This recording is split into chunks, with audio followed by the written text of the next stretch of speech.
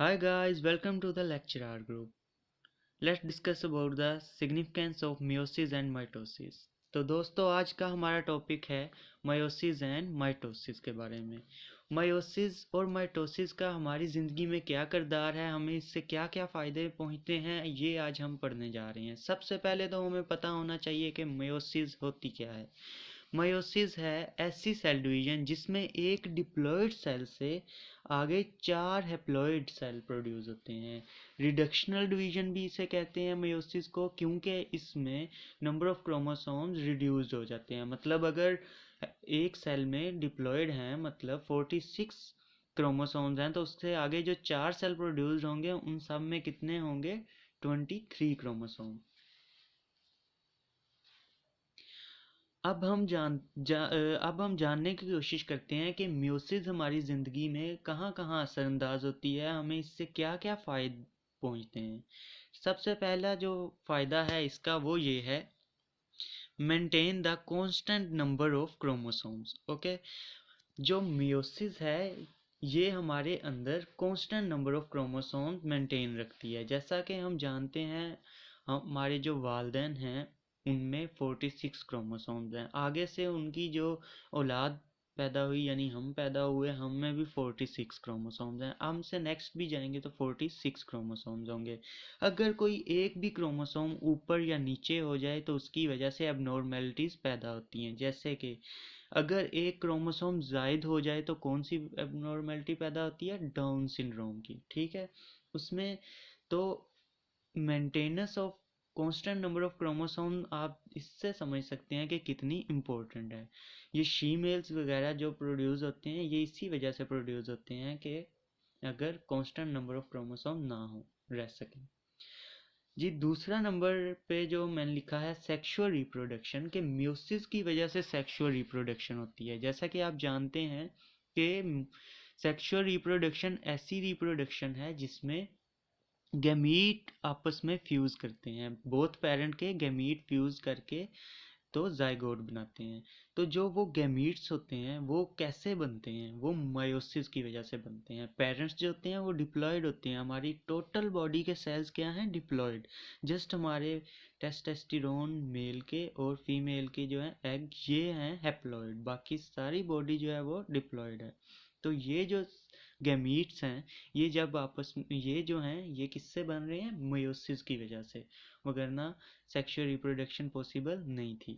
अब हम चलते हैं नेक्स्ट पॉइंट की तरफ जो कि है इंडिपेंडेंट असॉर्टमेंट ऑफ क्रोमोसोम। तो दोस्तों ये एक और बहुत इम्पोर्टेंट पॉइंट है कि जब meiosis में क्रॉसिंग ओवर होती है, मतलब बोथ पेरेंट्स के क्रोमोसोम आपस में अपने जो क्रोमोसोम्स की जीन्स हैं उनको इंटरचेंज करते हैं, तो इंडिपेंडेंट असॉर्टमेंट होती है क्रोमोसोम्स की। मतलब ये कि बिल्कुल एक ये लिंकेज नहीं होती कि ये वाला जो क्रोमोसोम है उस क्रोमोसोम से लिंक्ड होगा, ये बात नहीं होती। अच्छा, फिफ्थ पॉइंट है प्रोड्यूस वेरिएशन। ठीक है, meiosis में जब गैमीट फॉर्मेशन होती है तो क्या होता है? meiosis में जब क्रॉसिंग ओवर होती है तो वेरिएशंस प्रोड्यूस होती हैं।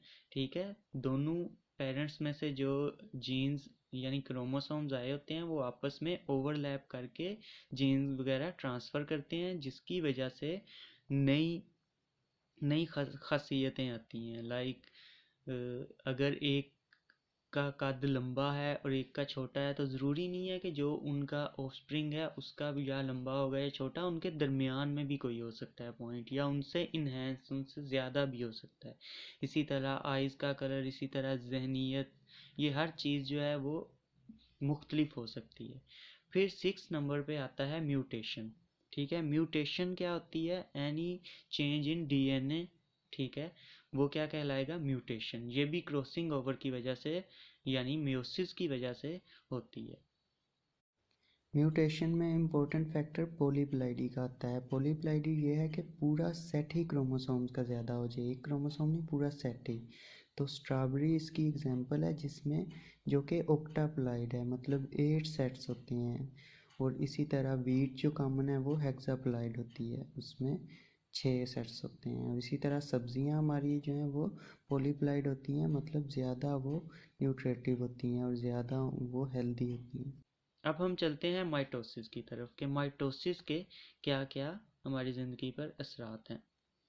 सबसे पहले हमें पता होना चाहिए माइटोसिस क्या है। माइटोसिस ऐसी डिवीज़न है जिसमें जो है नंबर ऑफ क्रोमोसोम्स जो हैं वो सेम रहते हैं। अगर डिप्लॉइड सेल में हो रही है तो वो डिप्लॉइड ही रहेगा, ठीक है। तो ये किस किस जगह पे इन्वॉल्व होती है।